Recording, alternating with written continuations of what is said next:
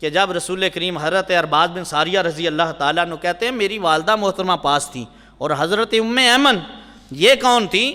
یہ رسول کریم صلی اللہ علیہ وسلم کے والد گرامی حضرت عبداللہ رضی اللہ تعالیٰ عنہ، آپ کی یہ نوکرانی تھی، غلامہ تھی۔ حضرت زید بن حارث رضی اللہ تعالیٰ عنہ آپ کی یہ جو ہیں اہلیہ ہیں، اور حضرت اسامہ بن زید کی یہ والدہ ہیں۔ یہ بڑی شان والی، انہیں بڑی محبتوں سے نوازا تھا اس گھرانے نے۔ یہ بھی بے وقت ولادت پاس تھی، اور حضرت ام ایمن کہتی ہیں کہ جب حضور نبی کریم صلی اللہ علیہ وسلم کی ولادت مقدسہ ہوئی تھی نا، تو اس وقت حضرت اماں آمنہ سلام اللہ علیہا کے پاس حضرت حوا تشریف فرما تھی، حضرت حاجرہ تشریف فرما تھی، حضرت مریم سلام اللہ علیہا تشریف فرما تھی، حضرت آسیہ تشریف فرما تھی۔ اور جانیے یہ کون ہے؟ یہ دائیہ بن کے آئی تھی۔ کون ہے؟ حضرت حوا کون ہے؟ یہ آدم علیہ السلام کی بیوی ہیں، اور پوری انسانیت کی ماں ہے، نبیوں کی ماں ہے۔ حضرت حاجرہ کون ہے؟ یہ بھی نبیوں کی ماں ہے، حضرت اسماعیل علیہ السلام کی والدہ محترمہ ہے۔ اور حضرت آسیہ کون ہے؟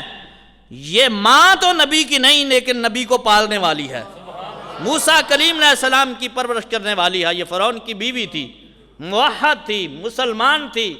اس کی آغوش میں اللہ نے موسیٰ علیہ السلام کو جو ہے پرورش عطا فرمائی تھی۔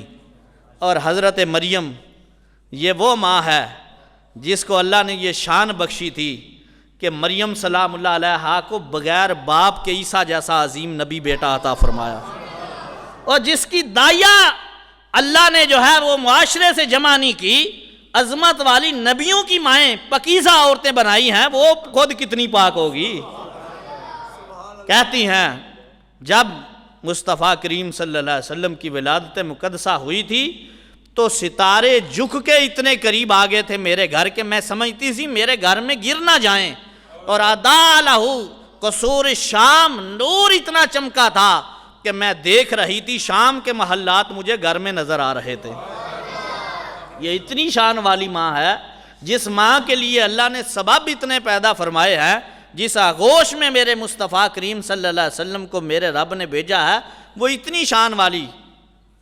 اور نبی کتنی شان والا آیا تھا، وہ نبی کتنی شان والا آیا تھا، وہ جس کے نام پہ شاہ سلیمان نے گدائی کی، وہ جس کے ذکر سے شاہ سلیمان شاہی کی، دل یحییٰ میں ارماں رہ گئے جس کی زیارت کے، لب عیسیٰ پہ واز آئے جس کی شان رحمت کے، نور دیدہ بن کے جو یعقوب کی آنکھوں میں چمکا، جس کو یوسف نے حسن کی نئے رنگ میں پایا، بے صد انداز یکتائی، بے غایت شان زیبائی، امین بن کر وہ امانت آمنہ کی گود میں آئی۔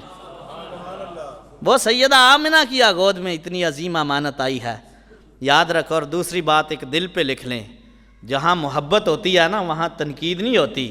کلمہ بھی پڑھو اور پھر یہ بھی کہو کہ اگر حافظ قرآن حافظ ہو جائے تو اللہ اس کے والدین کو قرآن کے صلے میں اس کے گناہ نہیں دیکھتے۔ حدیث مشکات ہے، بخاری ہے، دیگر روایات میں ہے، اللہ کے محبوب علیہ السلام فرماتے ہیں جو بندہ اپنے بیٹے کو قرآن پڑھائے اور پڑھایا کریں، یہ بڑی سعادت کی بات ہے۔ اللہ بڑی عظمتیں دیتا ہے ماں باپ کو، اس ماں باپ کو جو اپنے بیٹے کو قرآن پڑھاتا ہے، اپنی اولاد کو قرآن پڑھاتا ہے۔ حدیث سند صحیح سے موجود ہے، اور کسی مسلک کو اس بات میں اختلاف نہیں ہے، جو اپنے بیٹے کو، اپنی اولاد کو قرآن پڑھاتا ہے، فرمایا البس لہ تاجا یوم القیامہ، قیامت کے دن ہم اسے نور کا تاج عطا فرمائیں گے۔ کس کو؟ جو اپنے اولاد کو، بیٹے کو، بیٹی کو قرآن پڑھائے، قیامت کے دن نور کا تاج عطا فرمائیں گے۔ وہ کیسا تاج ہوگا؟ گل قدس کی پتیوں سے نکلے ہوئے یہ الفاظ ہیں، زبان نبوت کو چومے ہوئے یہ الفاظ ہیں، ضوءہ کا ضوء الشمس، سورج کی روشنی بھی اس کے سامنے کوئی حیثیت نہیں رکھتی ہوگی اس تاج کے سامنے، جو اس گندے بندے کو، جس کے اپنے بڑے گناہ ہیں لیکن عمل یہ کر گیا ہے کہ اپنی اولاد میں سے کسی کو قرآن پڑھا گیا ہے، ہم عمل نہیں دیکھیں گے، اسے نور کا تاج عطا فرمائیں گے، روشنی والا تاج عطا فرمائیں گے۔ اور میں آپ سے سوال کرتا ہوں، جو بندہ قرآن پڑھا لے بیٹے کو، بیٹی کو، اسے قیامت کے دن نور کا تاج ملے گا، تو جس کا بیٹا جو ہے وہ صاحب قرآن ہو، جس کی ادا مراد قرآن ہو، جس کا نطق بیان قرآن ہو، جو چلتا پھرتا قرآن ہو، جس کا دل محبت قرآن ہو، جس کی اداؤں پہ قرآن اترا ہو، اس کے ماں باپ کو اللہ کیا عطا فرمائے گا؟ تو بتلائیے کتنی شان ہے میرے نبی کریم صلی اللہ علیہ وسلم کے۔ حضور نبی کریم صلی اللہ علیہ وسلم 6 سال تک اپنی ماں کی پرورش میں رہے تھے۔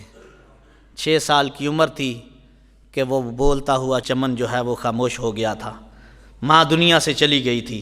صحابو تو بہر کیف محبوباں تے نکتہ چینی کرن تو جیڑا باز نہیں آوندا، اصل منافق جانیے اس نو جھوٹے پیار جتاوندا۔ سانو دسیا عشق دے مفتی نے جیڑا ول ول پیا فرماوندا، آزم جتھے دل لگ جائے اتھے عیب نظری نہیں ہوندا۔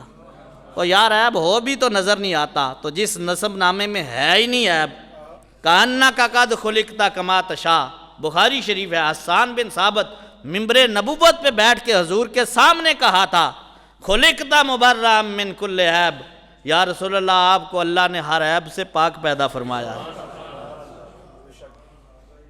تو بہر کیف حضور کا نسب نامہ 4 پشتوں تک یاد کرنا اتنا ہی فرض ہے جتنا نماز پڑھنا فرض ہے، جتنا پیسے ہوں حج کرنا فرض ہے، جتنا نماز کا وقت ہو جائے تو نماز پڑھنا فرض ہے، روزے رمضان آ جائے تو روزے رکھنا فرض ہے۔ نماز اذان ہو نماز بندہ نہ پڑھے تو بڑا گناہ گار ہے، اور اتنا ہی وہ گناہ گار ہے جو محمد بن عبداللہ بن عبد المطلب بن ہاشم بن عبد مناف تک یہ نسب نامہ نہیں یاد کرتا، وہ اتنا ہی گناہ گار ہے۔ نماز کی جتنی فکر ہے اتنی نسب نامے کی فکر کریں۔ جس سینے میں میرے نبی کریم صلی اللہ علیہ وسلم کا 4 پشتوں تک نسب نامہ ہوگا، کبھی کینہ پرور نہیں ہوگا، نور سے منور رہے گا۔ اللہ عمل کی توفیق عطا فرمائے ہوں۔